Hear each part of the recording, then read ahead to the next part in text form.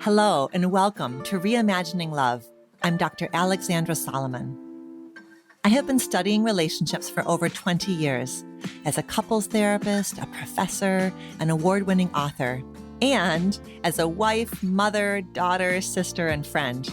Now, I'm inviting you into this space each week as I dig into some of the toughest and most fascinating relational dilemmas of our time.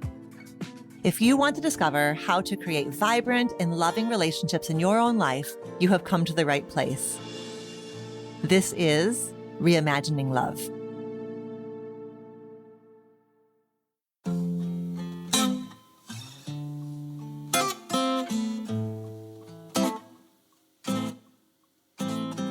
Hi there. Welcome back to Reimagining Love. We are together today for a brand new solo episode, just you and me.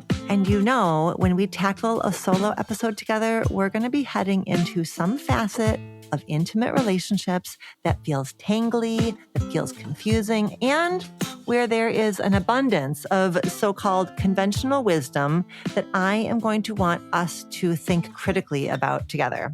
And you know what I always say is that we are never going to make intimate relationship dynamics easy or simple, but we can make ourselves brave and savvy. So let's tackle the rebound.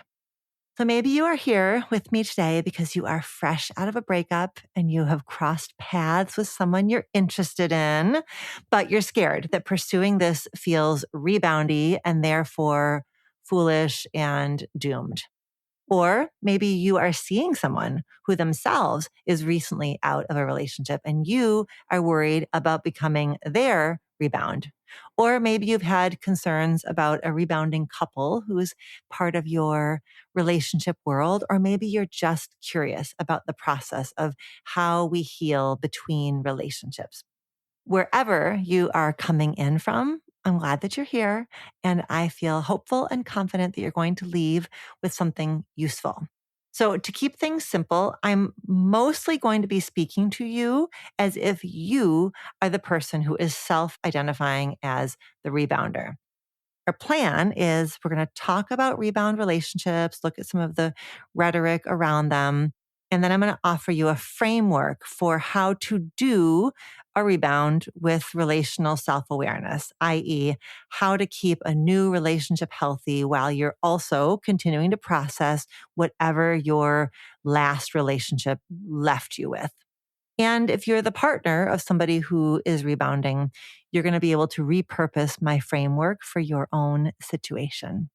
As I always say, relationships have the power to wound us and the power to heal us. So let's dig in and see how you can make a rebound work for you, both in terms of your healing journey and how to support the well-being of your relationship. Okay, so rebounds are generally understood as getting into a new relationship, quote unquote, quickly after the breakup of your last relationship, with the assumption being that you didn't take, quote unquote, sufficient time to process the end of your last relationship. And, you know, culturally, we have this like collective spectrum. One end of the spectrum is unhealed / no time between relationships. And the other end of the spectrum is totally healed / abundant time between relationships. Can you picture that spectrum? It's like no time at all, jump from one to the next with no healing. And then the other end of the spectrum is plenty of time, lots of healing, mindful space between relationships. That's how we imagine the spectrum. And the belief that is embedded in the spectrum is that the people who wait a nice long time between relationships are well healed and ready to love again.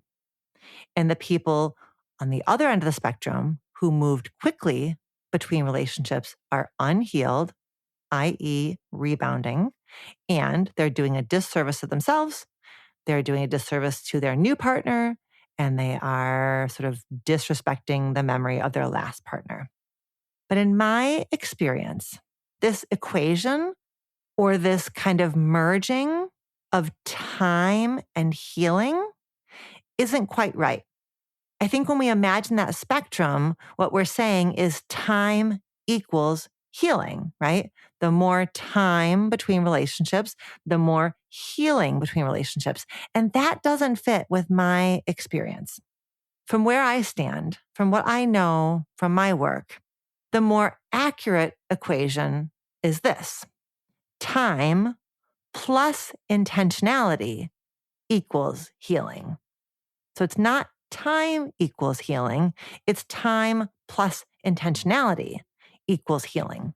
Healing doesn't just take time, it takes time plus intentional effort toward integrating the loss of the last relationship, gleaning the lessons from the last relationship, learning about yourself, connecting the dots, settling your body from the inside out, and being ready to open up again. So that equation shows us that there's actually two separate variables. Time is separate from what you have done with the time. And so if we separate those variables, rather than a spectrum, you now actually have like a 2x2 square, right? These are different dimensions. The fancy term is they're orthogonal dimensions. They're separate from each other. So imagine now in your brain, rather than that spectrum I was having you imagine, I now want you to imagine a 2x2 square that gives us actually 4 types of people. Type 1 people have taken lots of time and they've invested lots of intentional energy in their healing, right? These are the people that took time between relationships. They used that time well. They are healed. They're ready to love again. And they have the support of the world behind them because the world would say that there has been enough time that has passed. Okay. Type 2 people, they've taken lots of time, but there's been no intentionality. Now, here, the world is going to assume they're ready to love again because the world would say that an appropriate amount of time has passed, but they actually haven't processed the last relationship. And they actually are bringing in all of that unexamined reactivity into their next relationship. They're sort of white knuckling their recovery. But what's sneaky is because there was, what the world would say was ample time from relationship 1 into relationship 2, they're going to have the support of the world behind them. They're not going to be seen as rebounding, but they're kind of emotionally rebounding because they've just sort of like white knuckled the time between relationships. Okay. Type 3 people have taken very little time between relationships, and they also have had no intentionality. This is, what we typically think of when we think of rebounds. So here, the world is judging them because they've kind of jumped from relationship 1 into relationship 2. And the world may be kind of onto something because they're jumping from relationship 1 to relationship 2. And they probably are bringing lots of reactivity from the last relationship into this one. And they might be trying to avoid the pain of the loss by kind of hiding out in a new relationship. But then let's be careful because we don't want to forget about the type 4 people. These people have taken very little time in between relationships, but there's been lots of intentional effort to heal. These type 4 folks are kind of getting, a bad rap here. The world is misunderstanding them. The world is very likely judging these type 4 people as rebounding, right? Because there wasn't a whole lot of time between the last relationship and the new relationship. So the world is probably deeming them to be impulsive, irresponsible, saying, oh my gosh, can you believe it? It's so soon. But what the world can't see is that even in the absence of a long amount of time, the type 4 people did their work. They readied their hearts, they readied their minds, they readied their bodies to love again. So the date on the calendar doesn't tell the full story. So that's just I'm inviting you to kind of tease this apart and add some complexity here. And I want you to consider with me that time and what you do with time are two different things. It's why the conventional wisdom around rebounding deserves some scrutiny. The amount of time someone has been single is genuinely not a reliable metric for how ready they are. Somebody can be single for like, I don't know, 3 years and find themselves completely triggered in a new relationship, making comparisons and flooding and exiting and saying they weren't ready. Meanwhile, somebody else may have been mentally checked out of their relationship for months before it officially ended and processing the relationship while still technically in the relationship. And they may arrive at a new connection in a much more grounded place, ready to truly meet this new person, in a space of openness and readiness. And, we have this collective fascination with intimate relationship dynamics. It's why there are seemingly an unlimited number of reality TV shows about dating. It's why I am never, ever short of things to talk about on this podcast. And part of that fascination exists because love makes us feel so incredibly vulnerable. The stakes are high. The risks are real. So we go looking for these magic formulas. We want a guarantee upfront that we're not going to get hurt and that we're not going to hurt somebody else. And it leads us to fixate on numbers. We're looking for these kind of concrete metrics or ways that we can kind of check the box that we're going to be okay. That's why we get focused on things like how many dates should you wait before you have sex with your new person? How many times a week should a couple be having sex to have a happy relationship? How long should you wait in between relationships? In every single one of those cases, we're searching for the number that confirms that we're normal, the number that promises that we're going to be okay. And like I said before, love is always going to refuse to be simple, but we can become increasingly able to sit with nuance and complexity and uncertainty and trust ourselves to be on a path that doesn't look like the way the world is told it's supposed to look, because oftentimes the world's efforts to determine how it's supposed to look are a reflection of the world's collective anxiety and difficulty sitting in all of the shades of gray. I want to share with you a personal story here. Years ago, there was somebody in my family who became widowed at the age of 58 after a long and happy marriage. And she started dating within maybe it was 2 years, maybe even like a little less than 2 years. And there was lots of concerned discussion among her family. Had she truly dealt with her grief? Was she pursuing this new relationship to avoid her grief? And honestly, there was like another layer to those concerned conversations. It was this kind of sneaky, judgmental layer that was like, was she disrespecting the memory of her first husband by pursuing love again? And I remember her saying to me something that was so illuminating. She said, basically paraphrasing, far from disrespecting the memory of my first husband, my interest in loving again is a tribute to him. In loving him, it was my relationship with him that taught me in the first place that love is transformative, that love is important, that love is really vital, that matters, it's worth investing in. And so that's how I see it for myself. I'm dating again in honor of him. I share that story because it highlights that time itself tells us little to nothing. What matters far more is the process the person has gone through to grieve and rebuild, and the meaning that the person has made of the last relationship as they step into the next relationship. So if your ex-partner moves into a new relationship quickly after ending things with you, I know that situation can evoke such intense feelings. It can evoke envy and anger and a deep sense of unfairness. It also can create a sense that you feel like you must not have meant very much to them, or that you were really easy to get over. And there can be this temptation to slide from sadness into shame and self-criticism. Knowing that they are with someone new can feel sad. That makes complete sense. But I want to really challenge you here that it is a significant stretch to take that data point as any kind of evidence or truth about you, right? The fact that they have moved on tells us something about their process and tells us little to nothing about you, your worth, who you were as a partner, et cetera, et cetera.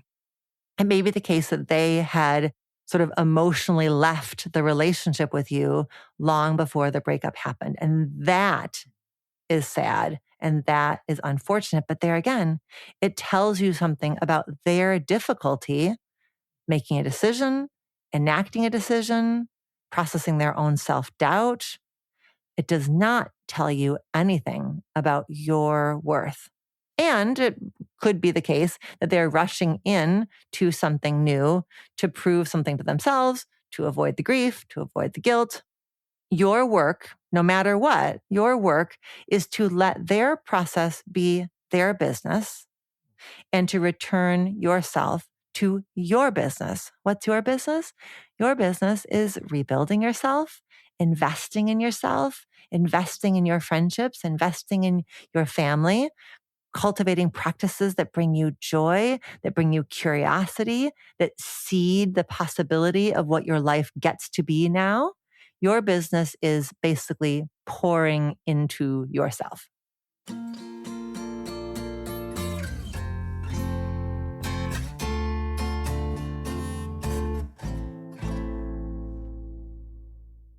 Nerdy little note from the research land that may surprise you. There was a study that came out last year in the archives of sexual behavior that actually found benefits to beginning to date soon after a breakup. So these researchers found that people who stayed single after a breakup struggled more frequently with ruminative thoughts and painful memories. And those who quote unquote rebounded with a new relationship or even with a situationship were able to function more easily in their day-to-day lives. They still experienced grief, but the new romantic connection helped them move forward in their overall well-being, and their confidence were also higher. In part, these researchers said, because they felt desirable again. So what's interesting here is that it seemed from where these researchers stood that the key to the improved functioning was not that the rebound relationship was going to lead to something long-term. It was simply that the presence of the new relationship helped lift the person out of their ruminative thoughts. So we hate to say it, but apparently the old adage that the best way to get over someone is to get under someone else seems to have at least some scientific merit to it. But before we move on from this research finding, I want to talk you through what stands out to me as three important caveats. First, the sample was made up of young adults, ages 18 to 25. So these relationships, you're never going to catch me diminishing the value or the importance of the relationships that we have when we are young adults. But this was not the end of, decades-long marriages. These were not the ends of, of relationships that had been around for many, many years. This was a sample of young people. The more important caveats are, two, the researchers didn't track how successful the subsequent relationships were and what happened to the new relationship longer term, right? This was research that was just about what happened to post-breakup ruminative thoughts if you started dating again right away. And, I think we could agree that something could solve one problem, right? Dating someone new does help you stop ruminating about your ex while potentially creating another problem, which would be reinforcing the avoidance of your grief. So in this way, the research is somewhat cautionary. It's like, listen, if you start dating right away, you will feel better. There's nothing like a little NRE, a little new relationship energy to get you out of funk. But you need to practice discernment. Are you excited about what you and this new partner are building? Or are you excited about getting away from the yucky, painful breakup feelings? The third caveat is that these researchers also didn't track or investigate how the new partner felt about the fact that the person they were dating was fresh from a breakup. The study certainly outlines the appeal of a rebound for the rebounder, but some of the collective judgment that we make about rebounders exists precisely because the new partner could feel, sort of used if things don't work out. Like, wait a minute, did you only like me because I was an escape from the hell of your breakup grief? So all of that is just a big old reminder that if you are the rebounding partner, it's really, really important for you to be upfront about your situation, your intentions, and to the degree that you can, be open and transparent about your own assessment of your capacity. One of the members of my team shared a story about beginning to date somebody who was fresh out of their last relationship. And so the member of my team was understandably feeling somewhat skittish and cautious about this new person's intentions, their emotional availability. She was feeling a little self-protective, like, am I going to get hurt here? While also being, super excited about this person. So my team member advocated for herself. And she said to this new partner, listen, I'm really enjoying getting to know you, but I'm feeling a little self-protective given how recently your last relationship ended. And I wonder if I can ask you a few questions. And the person that she was dating was forthcoming, emotionally attuned, and genuinely concerned about her well-being. And my team member told me, she felt like 100% better after that conversation. And it wasn't only because of the answers she had received, but it was actually more because of how her partner showed up in that moment. It was more about the process, the feeling inside of her body as she asked those questions. That was the more significant data for my team member than what the new partner said. The content, the answers that she got back mattered less than the feeling that she had in her body as she watched her new partner answer these questions and feel, she felt cared for. She felt like this new partner cared for her concerns and she could feel the empathy coming across. So if you are the person who's newly out of a relationship and you're beginning to date, it is wholly reasonable that your new partner may have some concerns, right? Your new partner might wonder if you are using them to bypass your healing. They may worry that you are just there to distract yourself. They may wonder if you're using them as a test run to see if you're ready to date again. And your new partner's concerns matter. Concerns are not accusations. Concerns are not indictments. In fact, the long-term viability of the relationship, of any relationship, rests in part on both partners' abilities to tend to each other's concerns. So this is really just a practice ground for something that you're going to need to do over and over and over again in your relationship, which is if you have a concern, it's a concern for me, turning toward a partner's concern. So your job is to view your new partner's questions as an opportunity, not a threat, an opportunity to build closeness and connection, to deepen your understanding of each other. So do not roll your eyes, do not deflect, do not minimize your partner's concerns in any way. Just notice how you feel in the conversation. That's data for you. And your new partner's job is to ask you questions with as much openness and curiosity as they can muster, And their job is also to notice how your responses feel inside of their body as you respond to them. That's the data for them.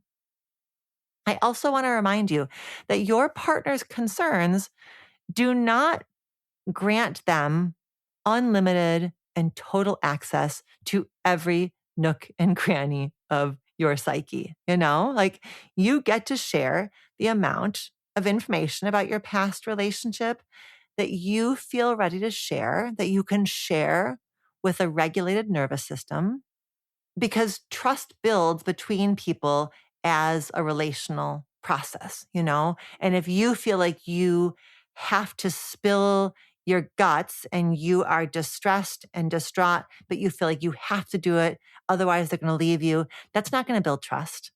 And if you feel like you are, closed up tight as a vault and you can't tell them anything because if they feel disappointed or if they feel concerned, then they're going to leave you. That's not going to build trust either. So it's like this titrated process of you disclosing the amount that you feel like you can disclose from a place of calm, steady openness. And then you may need to pause and come back again, right? You don't have to do this entire thing in one fell swoop, in one whole conversation. So let's just think about some possible questions that your new partner might want to ask.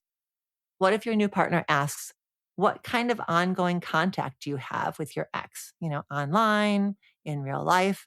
That question feels so understandable, right?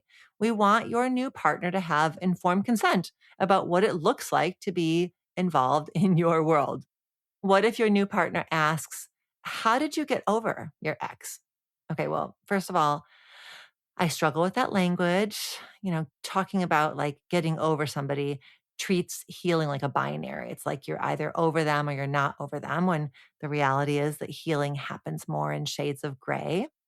You may have heard me talk about it as the pain to pang transition, like early in the grief when we lose a relationship, it's pain. And then over time, it becomes more of a pang, Pang, like a twinge. Given the nature of intimate partnership, you may always feel a little something, something in your nervous system when you think about or talk about your ex, because we are changed by relationships. I don't believe that total neutrality is a precursor for being, ready for a new relationship. So I would invite you in this case to speak what feels true. Something like, I have positive memories from the relationship, and I definitely grew as a person from the experience. But that's different from longing for my ex or wishing I was with my ex. And I'm excited about what you and I are starting to build together here. And then I'm also sure that we could come up with some questions that may actually be better left unanswered.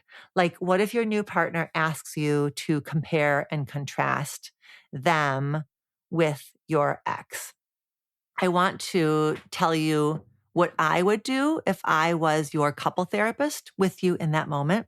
And for ease, I'm going to use names, like just to kind of keep this clear. Okay. So your name is Jane and your partner's name is Carrie. So if Carrie wants a side-by-side comparison of her versus your last partner, here's what I would say to Carrie. Carrie, it sounds like you are very understandably wondering how you measure up versus Jane's ex. And it sounds like you are wondering if inside of Jane's mind, you are being compared to her last partner, which is also so reasonable and so real. And I wonder if instead of hearing Jane talk through a point by point comparison of you versus the ex, what if you talk to Jane about what it's like for you to carry that concern that you are being compared?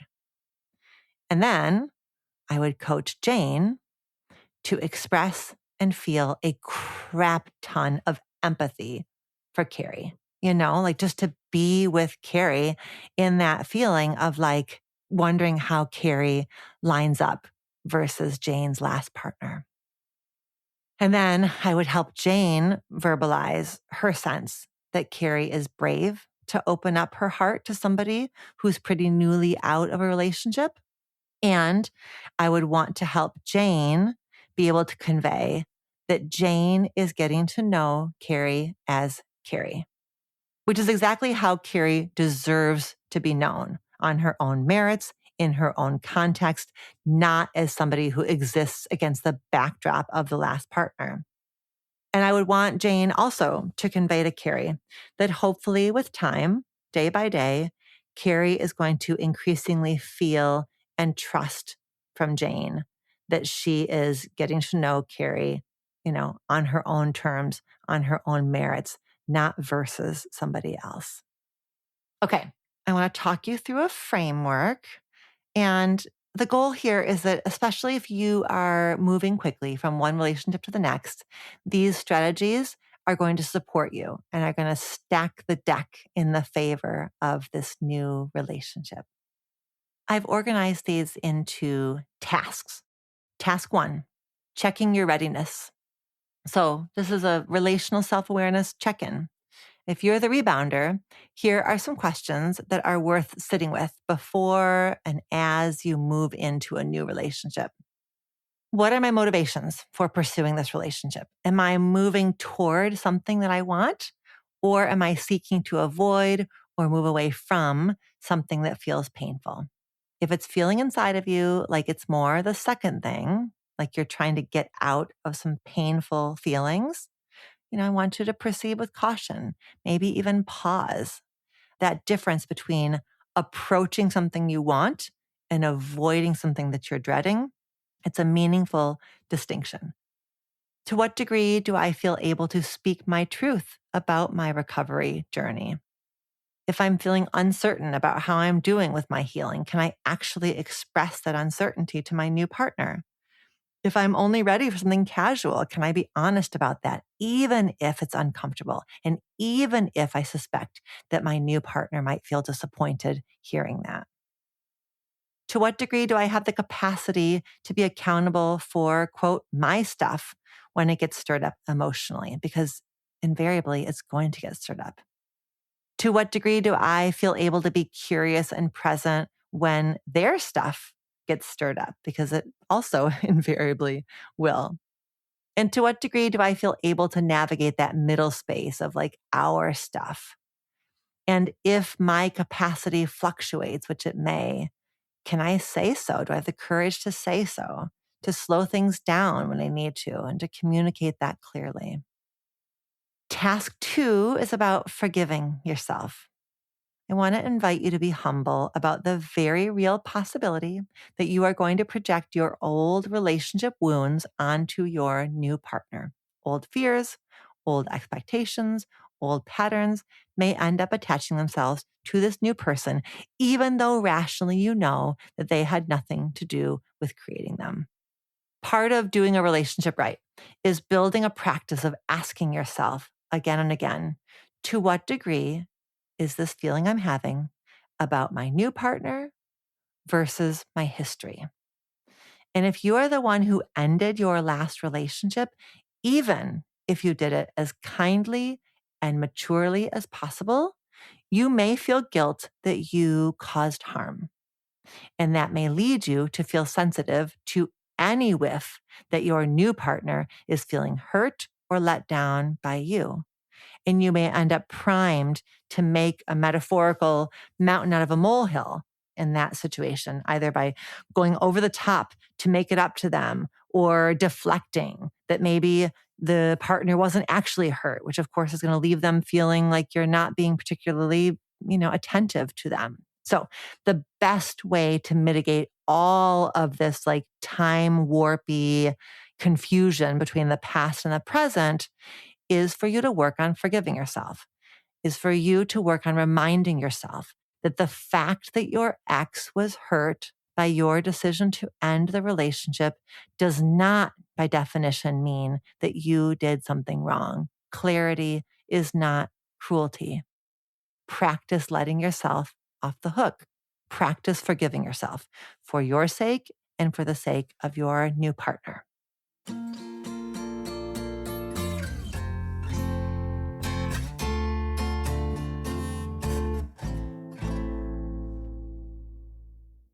Task 3, just tied to task 2, is practicing self-compassion.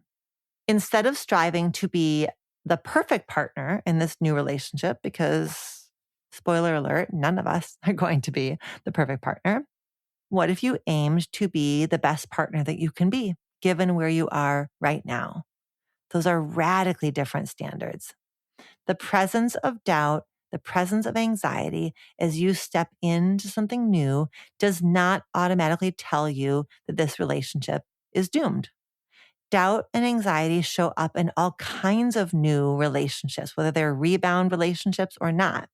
What matters is what you do with those feelings.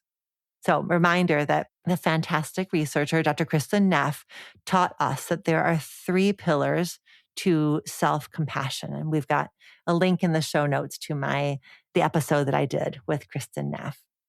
The first pillar of self-compassion is self-kindness.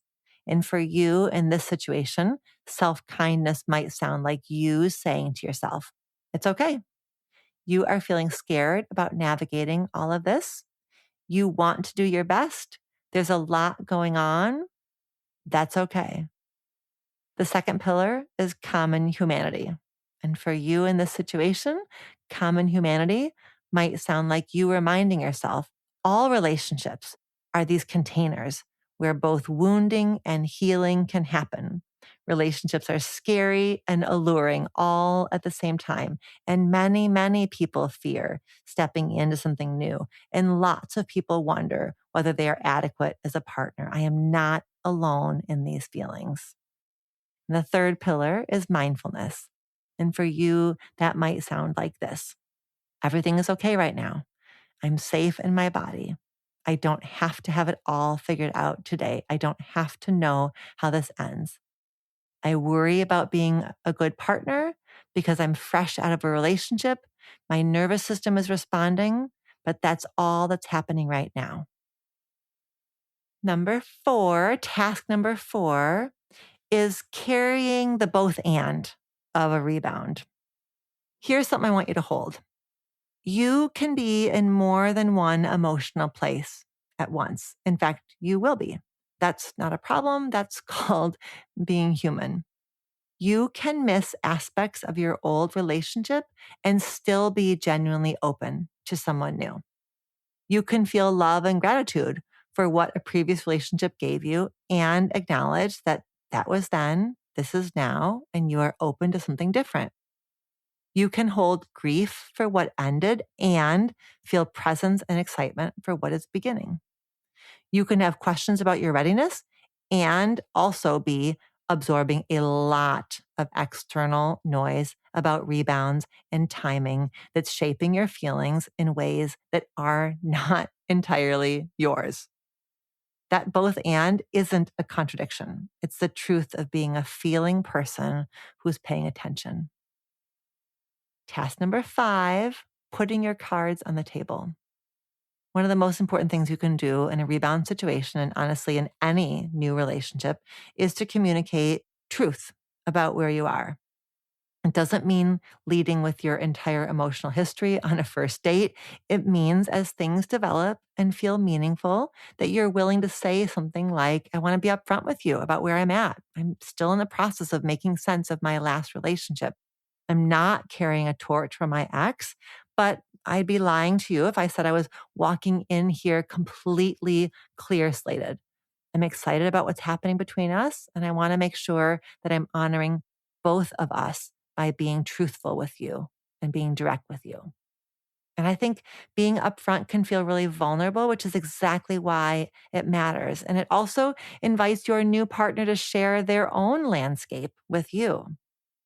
We talked before about the kinds of things that your partner might want to know. They might want to understand the emotional entanglement. Are you still angry? Do you miss them? They might want to understand what didn't work in your last relationship and what insights you've walked away with. They may have their own feelings about the fact that feelings, even feelings for an ex, don't just disappear on command, that a kind of love can persist for someone that you were once deeply connected to. The question for a new partner isn't whether that's true. It's about what that means for this relationship. Does their love for you feel like it has room to grow? Do they feel chosen by you, not just convenient? Task number 6, clarifying boundaries about the past. For both partners' well-being, I think it's really worth having a clear and open conversation about what boundaries exist regarding the past, about your ex specifically, and what feels clarifying and what feels comfortable. This does not have to be a dramatic negotiation. It can be a gentle check-in. What does contact look like with your ex right now? What if you share a friend group? How do you each feel about social media? How do you want to talk about your past relationship in a way that's honest, but also honors what's being built here without turning your new partner into your therapist, certainly.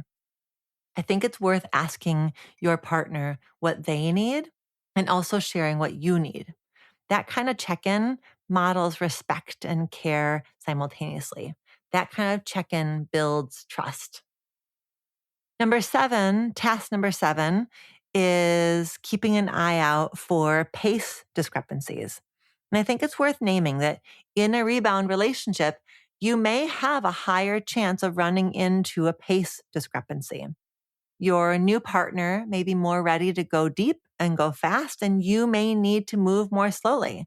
You are being caring for yourself and caring for your new partner and increasing the chances that this relationship can really thrive by deepening commitment at a pace that allows you to feel calm, open, regulated on the inside every step of the way. In other words, don't overpromise and underdeliver just to keep the peace. Or it may be vice versa, right? You may be the one with your foot on the accelerator because you are really trying to cement this new relationship. And it may be your new partner who's kind of pumping the brakes. And if that's the case, see if you can slow yourself down. See if you can really anchor yourself into feelings of gratitude for the amount of connection that you have with this new partner right here, right now, today. Practice savoring what you already have with them without, looking down the road and trying to figure out what the next thing is and how quickly you can get to the next thing. We have a whole episode about pace discrepancies, and we've linked that in the show notes. Task number 8, navigating the chorus together. Like I said before, the cultural noise around rebounds is real, and you and your partner have both been socialized by the culture, which means the noise doesn't just live out there in the world, it also lives inside each of you. And those messages that you both have been carrying about rebounding can stoke feelings of shame, can feed self-doubt, and can color your beliefs about whether this relationship has staying power. And it can kind of create this ambient pressure that makes it harder for both of you to simply just be present with each other. And what's tricky is that cultural stereotypes or myths, they're not monolithic, and the culture tends to have different social standards depending on who you are. The way we talk about a man who moves quickly into a new relationship after a breakup is different than how we talk about a woman who does the very same thing. So just, it's really helpful for you and your new partner to look together and talk together about how those double standards might be operating inside of the conversations that are happening in your communities and inside of your own minds. Bottom line here is I want to invite you to take the cultural condemnation and judgment with a grain of salt. Because honestly, who can condemn somebody for wanting to love again, for wanting to connect again, for wanting to feel desirable again? It makes so much sense. And there's not ever going to be a one size fits all template for relationships. We know that a relationship that begins after 3 years of being single can implode. And we know that what starts as a rebound can become a deeply healthy long-term partnership. We know that a smooth start is no guarantee of longevity. And we know that a messy origin story is no guarantee of failure. There just aren't set in stone rules. But there is a way to look at the cultural rhetoric together so that it loses some of the power over you. So here's some check-in questions that I would encourage you and your partner to talk through together. Here's the questions. What do each of you hear people say in your world about rebound relationships? And to what degree do each of you believe that those narratives are true?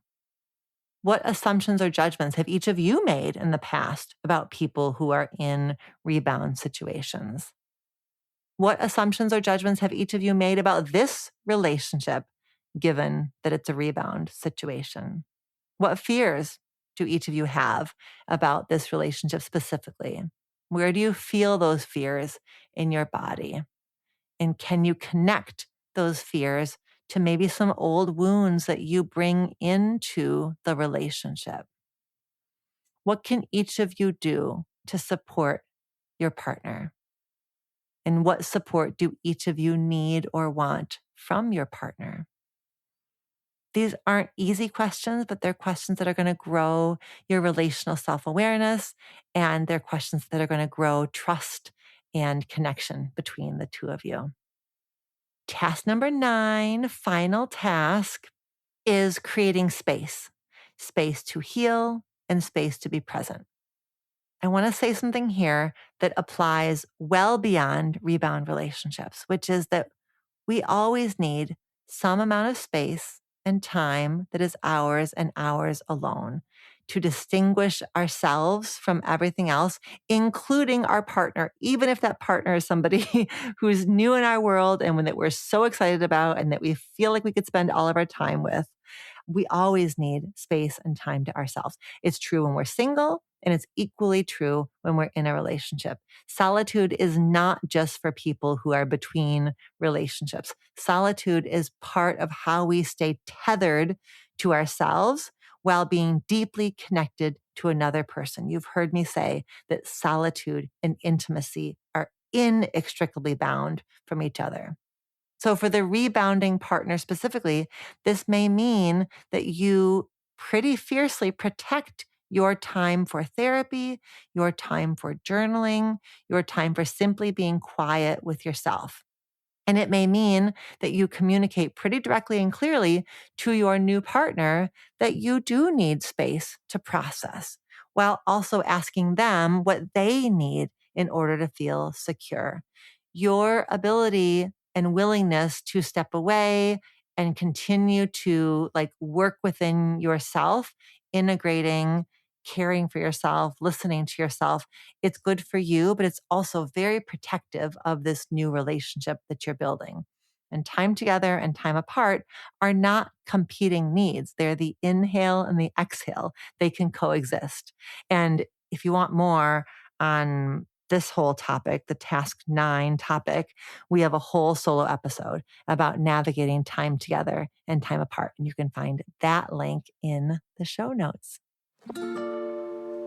Okay, my friend, that is what I've got for you today. I hope this episode about rebounds offered you insight and support and permission and some practical strategies that you can use in your life today. And I'm wishing you well as you continue your journey to love and be loved with authenticity and with care and with awareness.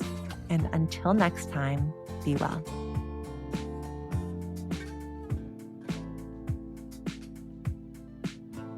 Thank you for listening to our show. Our producers are Mary Chan and Katie Pagich of Organized Sound Productions.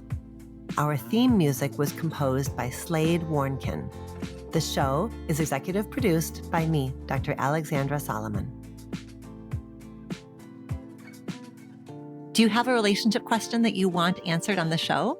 Visit reimagininglove.com to send in a written or audio question. Questions can be about intimate partnerships, family relationships, friendships, you name it. If you're looking for more love and relationship content, you can find me on Instagram at dr.alexandra.solomon or visit my website, dralexandrasolomon.com, where you'll find my blog as well as the Intimate Relationships 101 e-course based off of the popular class I teach at Northwestern University. Thank you for listening and see you next week here on Reimagining Love.